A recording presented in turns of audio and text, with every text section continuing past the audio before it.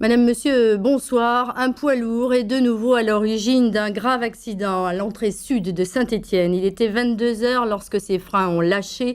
Lancé à 120 km au bas de la descente du col de la République, le 38 tonnes a heurté deux voitures, renversé des passants, arraché des poteaux électriques et plongé le quartier dans l'obscurité. Après avoir plongé tout ce quartier dans les flammes, le récit de la nuit. Venant de Bourg-Argental par le Pilat, le poids lourd avait descendu le col de la République par la RN 82. Le semi-remorque chargé de billes de propylène aurait dû, après sa descente, prendre l'autoroute en direction du Puy pour livrer une usine de plastique de Haute-Loire. C'est alors que le conducteur s'est trouvé dans l'impossibilité de tourner pour prendre l'autoroute et a été condamné par manque de freinage à aller tout droit, c'est-à-dire rentrer dans la ville par la rue Robespierre qui continue de descendre.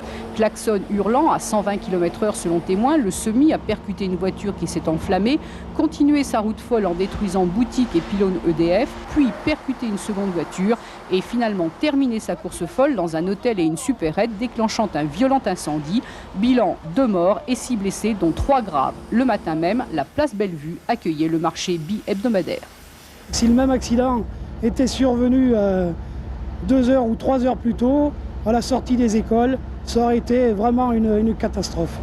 Parmi les 6 blessés, 3 sont gravement atteints. 2 d'entre eux ont été amputés sur place, un autre transféré à Lyon dans le service des grands brûlés. Sorti aujourd'hui de l'hôpital Bellevue, le conducteur a été placé en garde à vue dans le cadre de flagrant délit d'homicide par imprudence et de blessure par imprudence. L'expertise des freins et des pneus aura lieu demain. Le chauffeur sera entendu par le juge qui décidera alors de le mettre en examen ou pas.